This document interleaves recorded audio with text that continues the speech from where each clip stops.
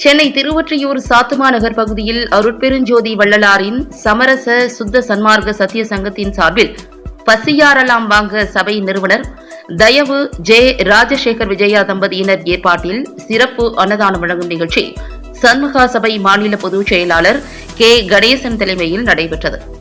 இந்நிகழ்ச்சியில் திரைப்பட நடிகரும் பிரபல ஆயுர்வேத மருத்துவருமான ஜி ராஜ்குமார் மற்றும் ACL Srinivasan, K S Gopi ஆகியோர் கலந்து கொண்டு பொதுமக்களுக்கு வள்ளலாரின் பிரசாதங்களை வழங்கினர். பப்ளிக் நியூஸ் டிவி செய்தியாளர் கிருஷ்ணகுமார்.